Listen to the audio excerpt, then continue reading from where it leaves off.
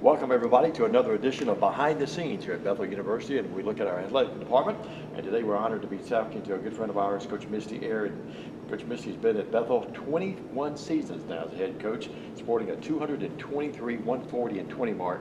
Coach Ayer is the 11th in wins among the active coaches in the NAI, and is the only female coach in the NAI in the top 25 in wins. And Coach, you can give me that $5 you promised me if I intro that way. But welcome aboard to Behind the Scenes. How are you? Thank you so much. You're looking great, and let everyone know that we are wearing our masks. Got our masks. And I know the first thing we want to do is challenge not only our student athletes, but all of our supporters to do the right thing so we can play sports here at Bethel. Absolutely.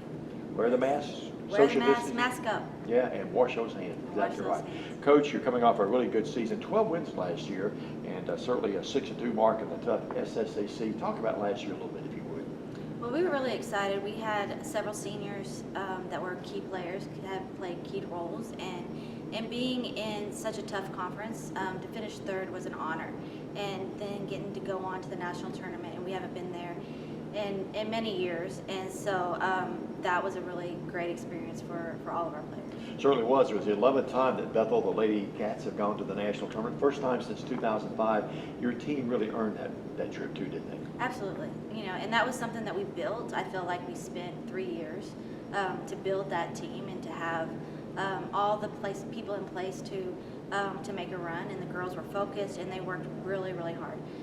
Over this season, they overcome so much adversity and just learning to rely on each other and to play with each other. And it was a real honor for me as well for those players too. For everything that I've been through, I felt like they were playing for something, not only for me, but just something bigger than themselves. Absolutely. You stole my thunder a little bit, because the whole point about overcoming adversity, if they didn't see how you've overcome adversity in your personal life, certainly that had to be a great challenge to them. And I know you're so proud of how they responded, not only for themselves, for the program, for the university, but for you as well. Oh, absolutely. And I get a little emotional. The girls all know that I'm a crier, but It's okay. but I get very emotional when I think about the things that they had to, because I wasn't myself. I feel like after 2 years, feel more like myself than I ever have. But they had to go on that journey with me, and they really had to step up and play big, and it shows a lot to their character as well. Absolutely. Zach and I've talked a lot. And Zach is our producer and director, as always, does a great job in the SID office with me. And he and I have talked a lot about you. We've done some stories about how you battled back, and we're really, really proud of you. I don't know that we told you that enough, but we really are.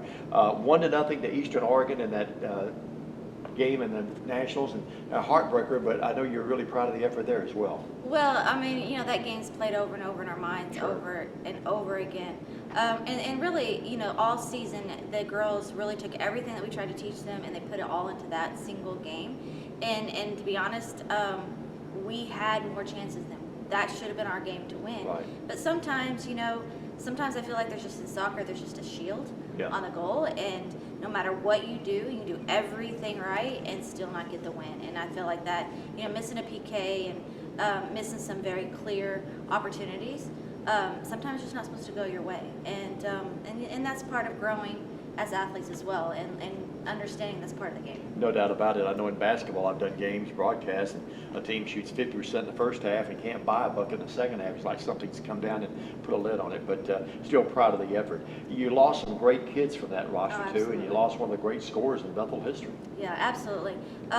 Very key players. We lost a defender, Kara Cook. Thank you. Kara Cook, I knew her name, but no, she was in the nursing program, and to tell about like what she sacrificed and what she gave up, and to graduate in the nursing program, one of the hardest programs that we have, and to be able to do that program at a high level and play at a high level. I mean, my goodness, you can't even. I mean, she will never know how much I appreciate. Sure. Literally getting out of the car, putting her uniform on, and running on the field in the middle of a game several times last year, and playing at such an incredibly high level. I just don't think that she got near the recognition that she deserved. And then Giovanna Lesba, she also, same thing. We call her G. Such energy, such passion. She wasn't happy where she was playing. I put her in the midfield. She's not a center midfielder player, and we should have done that way sooner. Right. Because once we did that, everything changed. Sure. And just her energy and her commitment to the program, my goodness, we've missed that. And then the other two that were starters, that were really key players, was Daniela Kaloric. She is our person that is a go-to player, you know, and she is one of our captains. And, Right. And the same. I mean, what she brings, her leadership and her discipline that brings to the team, and she puts the team first above everything else, and very much of a key player that we're going to miss a huge hole. And then Janine, I mean, also, I say a lot of times that she's my greatest success in my later years.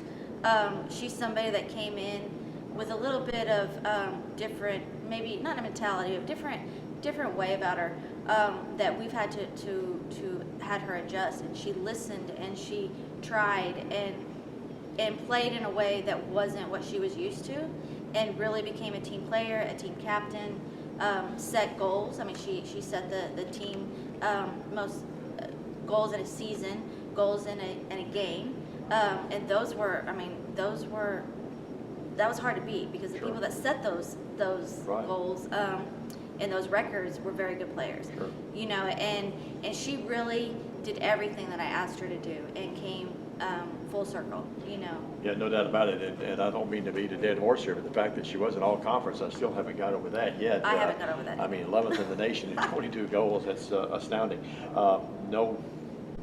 Really no ill feelings about that personally, but and professionally, but it is something that we do have to bring up, and sometimes those things happen, but you don't understand why. That's You do. head scratcher. Yeah, absolutely. That's a great point. You did better as describing that than I did. You returned some great players, though. 8 seniors come back for you, and you've got some really outstanding returners. And going back a little bit to Cook, I think the average fan sometimes forgets that these are student athletes, that they have a lot of things going on with the classroom, and your team has done a great job with their academics through the years. But 8 seniors returned. Talk about the nucleus of this team coming back for you this year.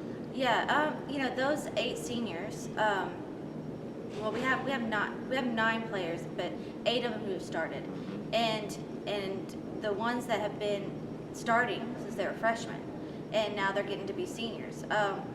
That is a huge nucleus of our team, and what I want them, why I want to play so much this season, why I'm so passionate, is just for them. Sure. You know, because they have worked so hard, and they deserve this opportunity as seniors to lead and to show everybody what they've been working for. Right. And you can't just talk about one, because it's a package deal. Yeah. You know, I could sit and talk in length about each one of them. Sure. And but each one of them brings such a different dynamic to our team in a different way, whether it's with their positioning, whether it's the way that they're trying to lead the team, way they deal with the team, their passion for the team. You know, all those things, like every single one of them, I could sit and talk all day about each one of them. I do want to mention very quickly, though, Shanae Ricketts, Shanae Wilkins, Valor Martin, Jody Butler, Brittany Bray, Catherine Hatch, Marina Hamer, and Sasha Gay Brown. I mess her name up a lot of times, but those are some of the kids we're talking about. And Ricketts, by the way, recorded 62 saves last year, which earned her second team all-conference honors. And again, another head scratcher. Yeah, sure. With I feel like with her credentials and the way that she put out there, I mean, my new assistant asked me, you know, who was my best goalkeeper. She definitely is in the top, you know, of those. She's definitely in the conversation of some of the best goalkeepers Right. we've had here. Right. And for her to not get first team honors blows my mind, especially knowing the competition. Sure. She is an unbelievable athlete, but she's an unbelievable goalkeeper. And you know, and that's such a weapon that we have coming back. That and we were talking this week as we were watching old film, how many corners that we got scored on. Not very many. Right. You know, we can maybe count on one hand the whole season how many corners that we got scored on, and that's because of her and her leadership. Yeah, nothing can be more demoralizing to a team that's putting out a great effort, very good offensive unit, by the way, that we saw in the SSAC, and we'll see in the MSC, I know. But one of those deals where when you continually have a goalkeeper that keeps them at bay, it demoralizes that other team and sort of takes the heart out of them as well. Now, you do have a newcomer that you did mention to me. I think I'm getting the name right. Sharon Bowen, is that right, from Essex College? Yes, we're really excited about her. Unfortunately, we really haven't got to play a lot yet to see, you know, and the girls aren't in great shape. So we really haven't got to see what she can do yet, but I am really excited about potential. I think that, you know, we brought her in to, I mean, I don't know that you can replace Janine, but we brought her in place of Janine. And I think that maybe she can do some really good things. And I know you have some other newcomers too that's coming in, and we'll mention them down the road at other times. Coach, you moved to the Mid-South Conference, and we lead the Southern States. I mean, we had a great time there the years that we were, and have great respect for that conference, and we'll miss a lot of those rivalries. But you moved to the Mid-South Conference. What do you know about the conference as far as women's soccer? And talk about that a little bit and your expectations in the conference. Well, here's the thing. I think that we left one of the strongest, leaving one of the strongest conferences in the country for women's soccer to create, if not the strongest, conference in women's soccer. The teams that we're going into on any given day, it can go either way. There isn't, I don't know of a weak link in this conference. Every team we play is going to be a challenge. Some maybe more than others, but I don't really know where we fall, you know, because they're all good, you know, and we've played some of them out of conference. We've played, and really it's going to depend. A lot of them are heavy on the internationals, so depending on if we can't get some of the internationals in, is really going to play a role on how some of those go, you know, this year. But man, they're good. They're all good. You know, so we're going to have to bring our A game every week. Absolutely. I know these seniors look forward to that, and I know you do as well. How are you handling, a couple of last questions, how are you handling not playing until the spring? How are you keeping the kids sort of as a unit? I know that practices and scrimmages have been a little bit limited. How are you dealing with that right now? Well, I'm not going to lie, I'm not very well. I love the honest answer, you know, so wrapping my head around being in August and not the things that I would, for 20 years, things that I would normally do, that either I can't or that, for something as simple as not bonding. You know, my kids, if I walk past one of my freshmen right now with, I don't know what they look like without a mask on. You know, so I couldn't pick them out of a crowd. And that's really bad, you know, and because we can't do the normal things that we would do. We would have already had a road trip by now that would have kind of bonded us together. And I think that that's really been a problem that we're all trying to figure out, being creative and trying to figure out how do we bond with each other, how do we get to know each other. But we're also taking advantage of this time, watching a lot of film from last year, trying to fix some of the things that maybe we needed to work on, and trying to take advantage of this time that we have. I know Zach and I in the SID office, we have 14 student athletes this year. We normally keep 12 to 15. They're all great kids, but we had to send them messages yesterday. Don't get too lazy now because we're going to pay the price in the spring, and trying to keep everyone at sort of with an edge, maybe even to do that work as well. And it is, I mean, I've been doing this for a long time, and it's really crazy. It's hard to envision what's happened. Coach, one thing that we can envision though is getting support from our fans, supporters, and all of us together as units to do the right things, the mask, the social distancing, washing the hands. I know you want to challenge folks in closing to do that. Well, absolutely. I just wanted to also thank, you know, our athletic training staff and Jason Esri, who has really come in and been overwhelmed with everying that's going on. And they're short-staffed right now, too. And they're short-staffed right now, and, our thoughts and prayers to Suze. Absolutely. Suze, you know, love you, miss you, and hope you're doing okay. But yeah, I mean, what a challenge that he has, you know, and been asking all of us to do our part and trying to get our kids to understand, like, look, we're telling you this stuff for a reason. If you have to be quarantined, quarantine for a reason.